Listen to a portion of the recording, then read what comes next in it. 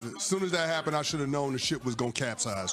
As soon as it happened, I should have known the Lakers were going to be the Titanic in the second half. The moment you started believing in my team. Thank you for that, Evan Cohen. I appreciate it. Wow. It's my fault. It's just my fault. It is your fault. Evan to blame.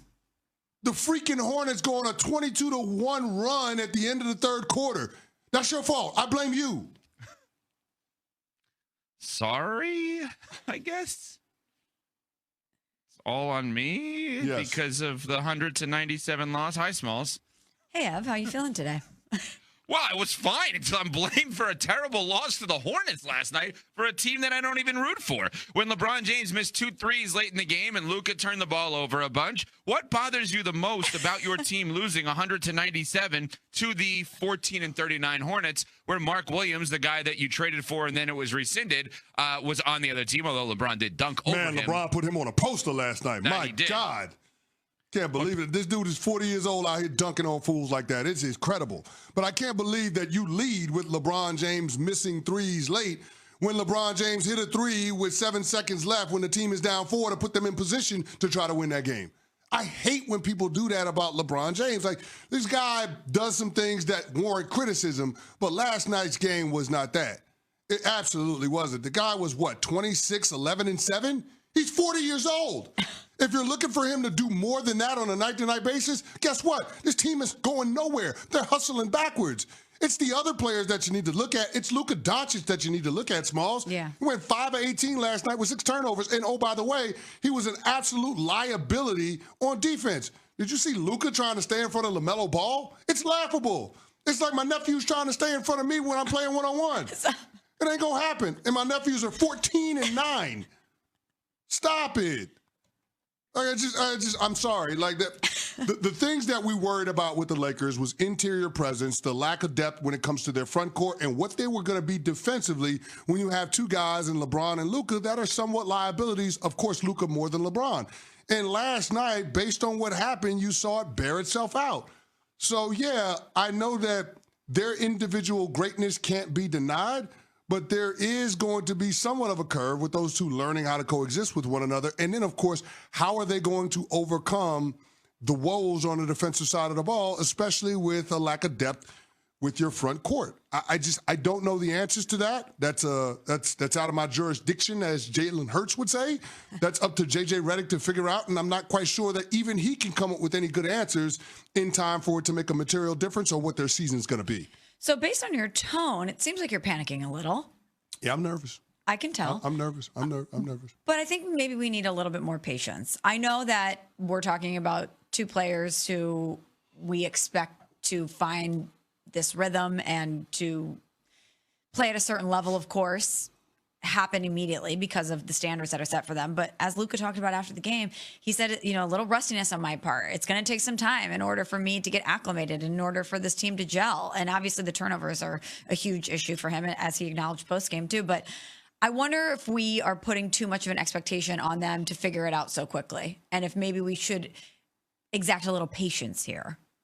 But I also am not a Lakers fan. So. Well, what's reasonable? Because LeBron basically said last night, and I'm paraphrasing, Luka's been here for a week or 2. He's played 3 games since Christmas. He's been banged up, so on and so forth, that it's not necessarily a fair thing to expect him to be ready to go right away. Right. And I went to the place of, well, wait a minute. We're talking about basketball geniuses here with LeBron James and Luka in terms of, like, what's the number one thing they both possess is their brain, right? Okay, the physical part is unbelievable, but, like, they see and think the game better than anyone out there.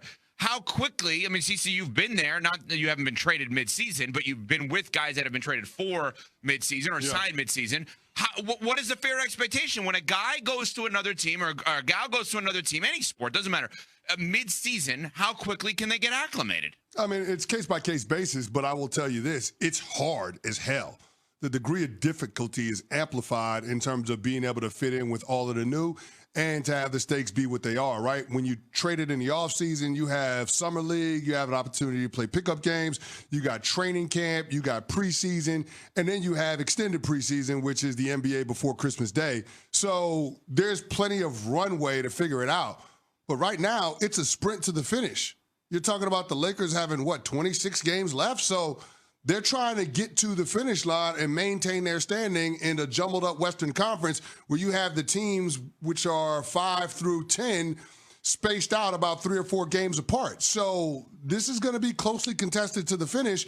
And if the Lakers aren't careful, they could find themselves in a play-in, which is where LeBron James don't want to be at 40 years old. So the stakes are as high as they could possibly be because this is a franchise that is trying to take advantage of the twilight of LeBron James's career. And you're just hoping that Luka Doncic can figure it out quick enough where this team can stay afloat and maintain where they're at in the standings. All of that said, and all of that is fair, I will make this argument. I believe the Los Angeles Lakers have as much of a quote-unquote free pass, without actually having a free pass, as any LeBron James team has had in God knows how long because of this trade. Because this trade in acquiring Luka did not put the pressure on them, in my opinion, to win it all this year. It put the pressure on them to win it all at some point during the tenure of Luka as a Laker. And I think the focus of them has changed from you better win with LeBron, again, to you better win with Luka. Now, if LeBron is there for that, that's even better. But I think if AD was still there, it's you better win it again. And they realize we're not winning it again with this group. So while last night, the start of the second part of the NBA season here, was a gut punch for you, especially as a Laker fan, I don't think the pressure is on them to win it all this year, even though I previously said I think they can make a run. Well, here's what I don't get, though. Mm-hmm. You're trying to take advantage of still having LeBron James on the team, right? Yes. So how could you not have urgency? We just can't assume that you're going to get the same version of LeBron James next year. I get it. It's only a year difference. But once you get on the other side of 40, them like dog years, bro. Like, we don't see many athletes have an opportunity to still be in the league, let alone playing at the level that LeBron James is. He's still one of the 10 greatest players in the world. So you want to be able to take advantage of being able to have 2 of those dudes on your team. And that's why I think they have to have some urgency about how they try to go about their business for the rest of the regular season and on into the playoffs, because there's no guarantee you're going to get the same version of LeBron James, which means there's no guarantee that you're going to be any closer to a title next year than you are right now.